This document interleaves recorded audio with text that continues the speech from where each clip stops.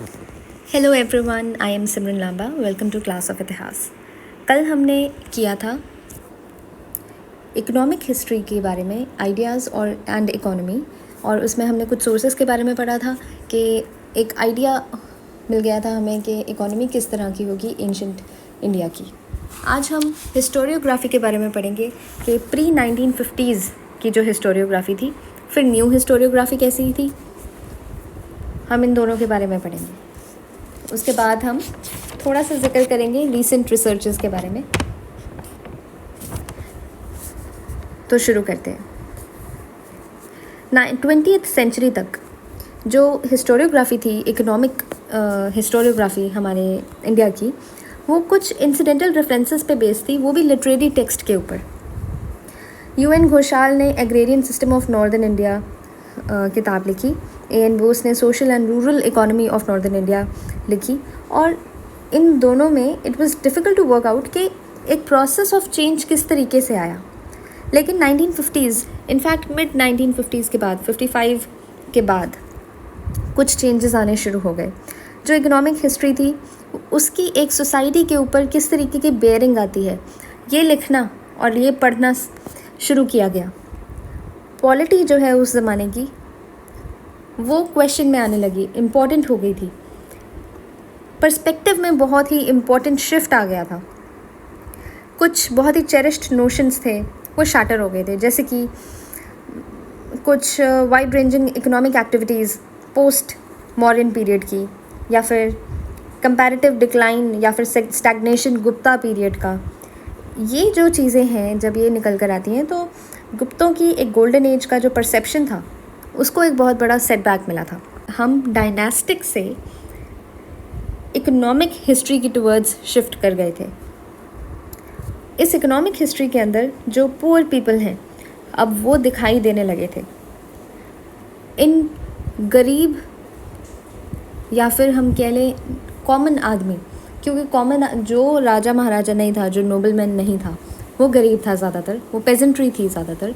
And ये लोग अब पर्सपेक्टिव में आने लग गए थे।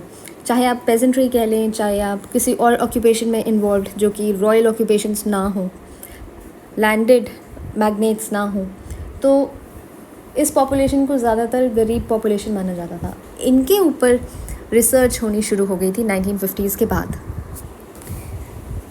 तो ये है आपका basic idea pre 1950s historiography का। नेक्स्ट है न्यू हिस्टोरियोग्राफी। 1960s से लेकर 1970s तक के टाइम को हम न्यू हिस्टोरियोग्राफी का टाइम मानते हैं। इस टाइम की हिस्ट्री राइटिंग में टेक्नोलॉजिकल और इकोनॉमिक चेंजेस के ऊपर बहुत ज़्यादा जोर डाला गया, और इसका जो कैरेक्टरिस्टिक था वो था अर्ली हिस्ट्री और अर्ली मिडीवल पीरियड जो था वो एक दूसरे के ऑपोजिशन में किस तरीके से। अब हम अर्ली हिस्ट्री के थोड़े से फीचर्स पढ़ेंगे। अर्ली हिस्ट्री का जो जिसको हम एंशंट हिस्ट्री भी बोलते हैं, इसके कुछ फीचर्स हैं, जैसे वाइड एक्सचेंज नेटवर्क था इस टाइम पे। एक ये था कि अर्बन सेंटर्स का जो स्प्रेड है वो एक हॉरिजॉन्टल स्प्रेड, एक्सपेंसिव स्प्रेड था। इकोनॉमी की मोनेटाइजेशन हो चुकी थी। डिस्ट्रीब्यूशन ऑफ लैंड जो था वो इतना अनईक्वल नहीं था। सोसाइटी जो थी वो स्ट्रैटिफाइड तो थी, लेकिन इतनी एक्सप्लॉयटेटिव नहीं थी। वैश्याज जो थे वो प्रिंसिपल टैक्स पेयर हुआ करते थे, और जो शूद्र थे वो एक बेसिक लेबर का सोर्स होते थे। फिर हम पढ़ेंगे अर्ली मिडीवल के बारे में। इनफैक्ट ये सारी चीज़ें जो कैरेक्टरिस्टिक्स हैं ये हमारी पुरानी BA की स्टडी में भी हमने पढ़ी हुई हैं, तो उसके ऊपर ही बेस्ड हैं। ये हमें अच्छे से पता है कि अर्ली मिडीवल भी एक फ्यूडल पीरियड था। इस टाइम पे लॉन्ग डिस्टेंस जो ट्रेड था, या फिर मैरीटाइम ट्रेड, ये दोनों चीज़ें डिक्लाइन पर थी। अर्बन सिटीज़ का डीके होना शुरू हो चुका था। मेटालिक मनी की डिबेसमेंट एक इम्पॉर्टेंट कैरेक्टरिस्टिक हम गुप्ता पीरियड में मानते हैं, तो अर्ली मिडीवल में भी ये जो मेटालिक मनी का डर्थ आता है, जो वहाँ पर कमी आती है, ये इम्पॉर्टेंट फीचर था। अथॉरिटी जो थी वो अब फ्रैगमेंटेशन होने लग गई थी। जैसे हमने अर्ली हिस्ट्री में पढ़ा कि सेंट्रलाइज्ड पॉलिटिक्स होती थी, चंद्रगुप्त मौर्य के टाइम पर भी हमने पढ़ा, हमने अशोका के टाइम पे भी पढ़ा, अर्थशास्त्र में भी पढ़ा है कि कैसे सेंट्रलाइज्ड कंट्रोल ऑफ पावर होना चाहिए। लेकिन फ्यूडल इकोनॉमी में या फिर फ्यूडल पॉलिटी में ऐसा पॉसिबल नहीं था, क्योंकि फ्यूडलिज्म बेस्ड ही इस बात पे है कि हमारी पावर अब डिसेंट्रलाइज, एक तरीके से डिसेंट्रलाइज हो गई है, क्योंकि जो लैंड को होल्ड करते हैं या फिर जो मिलिट्री को होल्ड करते हैं वो एक अपने से बड़े राजा को अपनी पावर देते हैं whenever they are called to do so. तो इसी तरीके से एक अथॉरिटी की जो फ्रैगमेंटेशन है वो अर्ली मिडीवल पीरियड में हमें दिखाई देती है। शिफ्ट्स ऑफ फॉर्चून ऑफ शूद्र एंड वैश्य, क्योंकि इस टाइम पर शूद्र और वैश्य की जो मोबिलिटी है वो स्टार्ट हो गई थी, चाहे वो अपवर्ड हो चाहे वो डाउनवर्ड हो। तो उनकी फॉर्च्यून्स भी बदलेंगे, तो उनकी वेल्थ भी बदलेगी। क्राफ्ट जो था, आर्ट एंड क्राफ्ट, वो लोकलाइजेशन से गुजर रहा था। वो इतना ज़्यादा एक्सपेंसिव नहीं था, उसका ट्रेड इतना ज़्यादा हो ही नहीं रहा था, क्योंकि हमने ये भी पढ़ा है कि लॉन्ग डिस्टेंस ट्रेड भी कम हो गया, मैरीटाइम ट्रेड भी ख़त्म हो गया था, तो लोकलाइजेशन तो अपने आप ही हो जाएगा। Loss of mobility of artisans, traders and pageants. Of course अगर ट्रेड ही डिक्लाइन हो गया है तो आर्टिजन्स और पेजेंट्स जो है, जो किसान है, जो हाथ से बनाने वाली चीज़, हाथ से बनाने वाला आदमी है, जो अपना सामान अलग अलग जगह पर बेचता था, अब उसकी मोबिलिटी भी तो कम हो जाएगी क्योंकि लोकलाइज्ड हो गया है। Emergence of closed self sufficient economic units, क्योंकि एक विलेज है, उस विलेज में बनाई गई चीज़ें मान लीजिए कि वहीं पर बिक रही हैं और वो किसी और जगह पर ट्रेड नहीं हो रही है, तो ये विलेज अपने आप में क्लोज्ड यूनिट बन जाएगा और सेल्फ सफिशेंसी से यहाँ पर रहेगा। इसका कॉन्टैक्ट जो बाहर की दुनिया से कम होगा। Rise of dominant class of rent collecting landlords. Landlords जो थे वो बहुत ही डोमिनेंट क्लास थी, क्योंकि वही तो सारा रेवेन्यू जो आगे रूलर को देना है वो कलेक्ट करते थे। सर्वाइल पेजेंट्री विच फाइनली मैनिफेस्टेड इटसेल्फ इन violent agrarian revolts. Servile pageantry का मतलब ये है कि अगर डोमिनेंट लैंडलॉर्ड रहेगा तो वो जबरन ही पेजेंट्री से पैसा छीनेगा और आगे देगा और अपने पास भी रखेगा। तो जब पेजेंट्री के पास कोई पावर ही ना हो तो वो एक सर्वाइल मोड में आ जाती है, मतलब कि वो सर्वेंट के मोड में आ जाती है, स्लेव के मोड में आ जाती है। लेकिन जब किसी एक सोसाइटी को आप बहुत ज़्यादा दबाते हो तो उसका मैनिफेस्टेशन किसी ना किसी प्रोटेस्ट के फॉर्म में निकलता है। तो हमने देखा है कि चूड़ामन जाट का रिबेलियन भी था मुगल्स के टाइम पे, लेट 1600s के टाइम पे।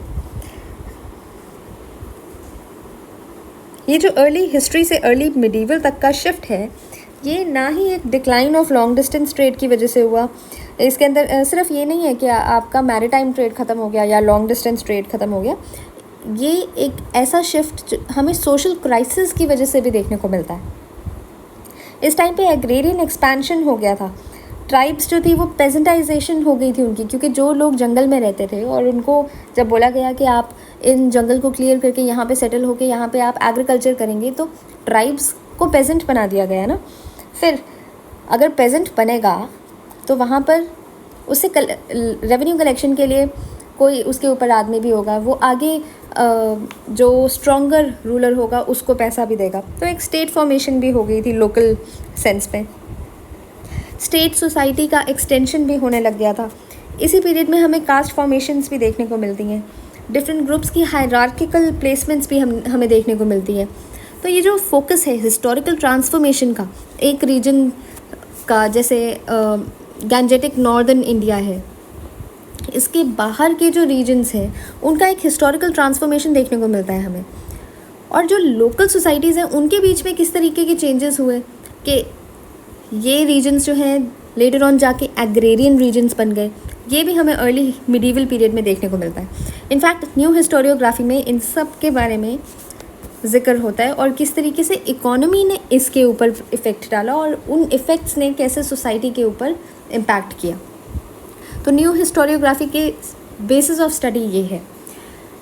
एक और चीज़ है कि न्यू हिस्टोरियोग्राफी में रीजनल वेरिएशंस दिखाई गई हैं, किस तरीके से ओवर टाइम चेंजेस आते हैं। जैसे कि रूरल सेटलमेंट थी, बहुत टाइप की रूरल सेटलमेंट थी। जैसे विलेज तो बड़ी चीज़ हो गई ना, अगर हम हैमलेट की बात करें तो उसको पल्ली बोलते थे। अगर हर्डर्स हैमलेट, जो कि चराने वाले हैमलेट होते हैं, उनको हम बोलते थे घोष। विलेजेस की जो सोशल कॉम्पोजिशन थी वो वेरी करती थी, मतलब कि कि कुछ ऐसे भी विलेजेस थे जहाँ पे बंजारे रहते होंगे, जहाँ पे हर्डर्स, पैस्टोरलिस्ट्स रहते होंगे, है ना। तो एक कॉम्पोजिशन है, सोसाइटी की कॉम्पोजिशन है, तो अलग अलग विलेज की सोशल कॉम्पोजिशन भी वेरी करती थी। इंटर विलेज इंटरेक्शन जो था वो सिर्फ इस सेंस में था कि एक विलेज के पास कोई चीज़ की कमी है तो वो दूसरे विलेज से उसको प्रोक्योर कर सकता था। तो रिसोर्स क्रंच जो बेसिस बना था इंटर विलेज इंटरेक्शन का, ना कि trading because of surplus resource, surplus की वजह से नहीं बल्कि रिसोर्स क्रंच की वजह से इंटरेक्शन हो रही थी। रूरल सेटलमेंट्स जो थे वो विद टाइम चेंज होते गए, जैसे कि ग्राम या फिर हट्टा जो था वो एक सेंटर ऑफ एक्सचेंज था, वो बाद में जाके मंडपिक या पेंथा बन गया। नॉर्थ इंडिया में हम मंडपिक बोलते हैं, साउथ इंडिया में पेंथा बोलते हैं, और ये एक इसका मतलब होता है कमर्शियल नोड बन गया। सो एक सेंटर ऑफ एक्सचेंज से लेके किस तरीके से एक जगह कमर्शियल नोड बनती है, तो रूरल सेटलमेंट का विद टाइम चेंज भी देखने को हमें मिलता है। अर्ली इंडिया में बहुत सारे रेंज ऑफ ट्रेडर्स भी थे, जैसे कि वणिक जो कि पेटी ट्रेडर्स होते हैं, बंजारा जिनको हम पेडलर्स बोलते हैं, सरथवाहा कारवान ट्रेडर होते हैं, श्रेष्ठी रिच मर्चेंट्स होते हैं, राजश्रेष्ठी रॉयल मर्चेंट्स को बोलते हैं। ये जो हिस्टोरिकल कॉम्प्लेक्सिटी और वैरायटी है अलग अलग रीजन्स में, ये जनरलाइजेशन के अंदर हमने सब्स्यूम नहीं करी न्यू हिस्टोरियोग्राफी में, इनको अपना करेक्ट ड्यू मिला 1960s से 1970s के पीरियड में।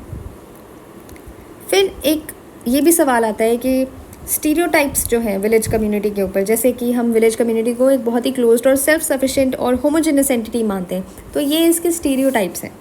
इसके ऊपर भी सवाल उठ के आने लगे न्यू हिस्टोरियोग्राफी में कि क्या ये स्टीरियोटाइप्स किस हद तक सही हैं और किस हद तक गलत हैं, क्या कोई चेंजेस थे, इनके अलावा कोई और चीज़ें थी जो विलेज कम्युनिटी को रिप्रेजेंट करती हों। फिर अर्ली मिडीवल इंडिया में जब ट्रेड का डिक्लाइन मिलता है, ये भी एक बहुत बड़ा स्टीरियोटाइप है, तो इसके ऊपर एक डिबेट छिड़ती है 1960s 1970s के पीरियड में, और ये हमारे लिए एक बहुत बड़ी पॉसिबिलिटीज़ ओपन अप करती हैं, हमारे लिए न्यू परसेप्शंस ओपन अप करती हैं, हमारे लिए न्यू क्वेश्चंस ओपन अप करती हैं। तीसरा हम पढ़ेंगे रिसेंट रिसर्चेस के बारे में। जब हमारे पास नया डाटा आया, नए पर्सपेक्टिव आए, नए सेट ऑफ क्वेश्चंस आए, तो हमारे पर्सपेक्टिव्स बदले।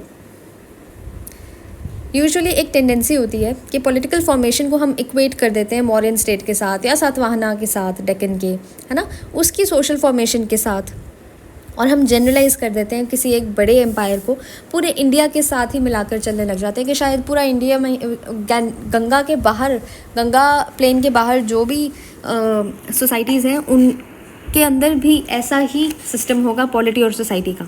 लेकिन हम ये इग्नोर कर देते हैं कि हमारा जिस तरीके से हमारी टोपोग्राफी इंडियन सबकॉन्टिनेंट की डाइवर्स है, उसी तरीके से यहाँ की सोसाइटी, यहाँ की इकोनॉमी भी अनइवन और डाइवर्स है। ये अनइवननेस जो है वो मटेरियल कल्चर में भी दिखती है, और एक क्रॉस रीजन्स और रीजन्स में भी सब रीजन्स जो होते हैं उनमें हमें अनइवननेस देखने को मिलती है। हिस्टोरियंस ने धीरे धीरे ये जो डिस्पैरिटीज़ हैं इनको रिकग्नाइज करना शुरू किया और एक पैटर्न ऑफ इकोनॉमिक और कल्चरल ट्रांसफॉर्मेशन को चार्ट करना शुरू किया। जैसे कि नियोलिथिक कैटल कीपर्स हैं डेक्कन के, मीजोलिथिक या middle stone age Hunter gatherers Langhnaj जो कि गुजरात में है ना, फिर हड़प्पन एग्रीकल्चरिस्ट और क्राफ्ट्समैन आपको मिलते हैं। ये सारे जो हैं ये को एग्जिस्ट करते हैं, और इनकी को एग्जिस्टेंस का मतलब है कि इनका एक सिम्बायोटिक रिलेशनशिप था। तो इन तीनों जो मैंने आपको पॉइंट्स बताए, नियोलिथिक डेक्कन के, मीजोलिथिक लंगनाज गुजरात के और हड़प्पन्स, इनकी डिफरेंसेस जो इनके बीच में, इनकी रिकग्निशन की वजह से हमें ये समझ में आता है कि एक फेज्ड मैनर में इकोनॉमिक ग्रोथ हुई है पूरे सब कॉन्टिनेंट में। ऐसा नहीं है कि एक ही बारी में सारी इकोनॉमिक ग्रोथ हो गई, धीरे धीरे रीजन टू रीजन। जैसे कि 1500s में आयरन आ गया था हमारे पास गंगा वैली में, 1000 BC के अराउंड हमने आयरन टिप्ड प्लो यूज़ करना शुरू कर दिया था, लेकिन साउथ इंडिया में अभी आयरन डिस्कवर तक नहीं हुआ था। और वो जो सोसाइटी है हम उसको ऋग्वेदिक सोसाइटी के साथ मैच नहीं कर सकते थे। इनफैक्ट साउथ इंडिया में ऋग्वेदिक टाइम पर मेगालिथिक सोसाइटी का एग्जिस्टेंस था। तो आप समझ रहे हैं कि किस तरीके से अनइवननेस पूरे सब कॉन्टिनेंट में और रीजन्स में भी, सब रीजन्स में देखने को मिलती है। फिर जो आर्कियोलॉजी है वो हमें एविडेंस देती है कि कैसे जो ग्रोथ के पैटर्न्स है वो बहुत ही अनइवन है। इनफैक्ट सिर्फ हिस्टोरिकल पीरियड ऑनवर्ड्स नहीं, प्रोटो हिस्ट्री में जाएंगे जब हम, तब से लेके अब तक अनइवन पैटर्न ही रहे हैं। अनइवननेस की अगर बात करें तो फर्स्ट पॉइंट है पोस्ट मॉडर्न डेक्कन का। वहाँ आंध्र प्रदेश में प्रॉस्पेरिटी थी एग्रीकल्चर के बेसिस पे। सेंट्रल डेक्कन में, जो कि तेलंगाना वाला रीजन है, वहाँ पे प्रॉस्पेरिटी किस बेसिस पे थी? आर्टिजनल प्रोडक्शन पे, smelting and foraging of iron tools के ऊपर, ट्रेडिंग के ऊपर बेस्ड प्रॉस्पेरिटी आई। फिर गुप्ता और पोस्ट गुप्ता पीरियड की अगर बात करें तो वहाँ पे एक continuous process of agrarian expansion चला था, जिसने को existence of economically inter related developing और डेवलप्ड एरिया को पैदा किया। फिर फॉरेस्ट और सेटलमेंट्स भी एग्जिस्ट करते थे। ऐसा नहीं है कि वो फॉरेस्ट जो थे वो बिल्कुल ख़त्म हो गए थे एग्रेरियन एक्सपेंशन की वजह से। उनकी एग्जिस्टेंस ऑपोजिशन में नहीं थी, लेकिन एक दूसरे के साथ सिम्बायोटिक रिलेशनशिप और इंटरैक्शन के ऊपर बेस्ड थी। आर्कियोलॉजिकली अगर देखें तो हमें नए सेट ऑफ क्वेश्चंस मिलते हैं एक्सपेंशन ऑफ एग्रीकल्चर के सवाल पे, अर्बनाइजेशन के सवाल पे, क्राफ्ट, मनी, ट्रेड के सवाल पे। तो एक एग्जांपल ये है कि जैसे black and red ware, ochre coloured pottery, copper होड, पेंटेड ग्रे वेयर, ये सारे जो हमें कल्चर्स मिलते हैं, इससे हमें ये पता चलता है कि सबका एक दूसरे के साथ म्यूचुअल कॉन्टैक्ट था, सब ने अपने अपने एडेप्टेशंस रखे हुए थे। और इससे हम इन्वेजन वाली और कॉलोनाइजेशन वाली जो थ्योरी थी कि जैसे आर्यन इन्वेजन हो गया और हड़प्पन सिविलाइजेशन ख़त्म हो गई, तो ये जो थ्योरी थी हम इससे थोड़े पीछे हटते हैं। हर एक चेंज का रीज़न कॉलोनाइजेशन या इन्वेजन नहीं होता। इस पॉइंट पे रीच हम तब कर पाए जब हमने अनइवननेस को और अनइवननेस की वजह से mutual symbiotic relationships and interactions को एड्रेस करना शुरू किया।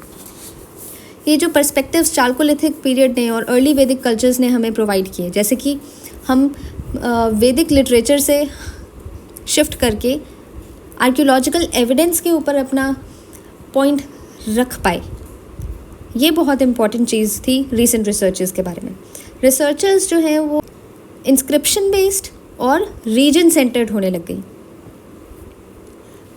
एक इम्पॉर्टेंट पॉइंट यहाँ पर ये भी आता है कि जो इंटरडिसिप्लिनरिटी थी, एक डिसिप्लिन का हमने दूसरे डिसिप्लिन के साथ कनेक्शन करके रिसर्च करनी, और दूसरा नए नए डायमेंशंस को ओपन अप करना, जैसे कि अर्ली इंडियन हिस्ट्री के नए डायमेंशंस को ओपन अप करना। इसकी वजह से क्या हुआ कि हमने सोशल डिफरेंशिएशन, सोसाइटी की कैसे स्ट्रैटिफिकेशन है, सोशल मोबिलिटी कैसी है, स्टेट फॉर्मेशन कैसी है, इन सब के ऊपर रिसर्च करना शुरू कर दिया। इकोनॉमी जो थी ये इकलौती एजेंसी नहीं थी जिसकी वजह से सोशल चेंज आया, ये हमें इस इंटरडिसिप्लिनरिटी की वजह से पता चली।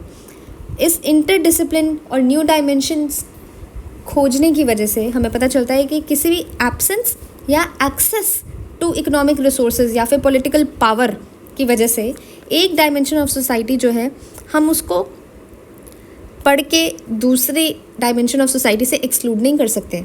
अगर हमारे पास पावर का एक्सेस है तो हमारे पास और भी सोसाइटी की डायमेंशंस हैं जो जिसके ऊपर वो डिपेंड करती है। फॉर एग्जांपल मान लीजिए कि एक रीजन है जिसके पास रिसोर्सेज नहीं है, तो डायमेंशन ऑफ सोसाइटी हम किस तरीके से पढ़ेंगे?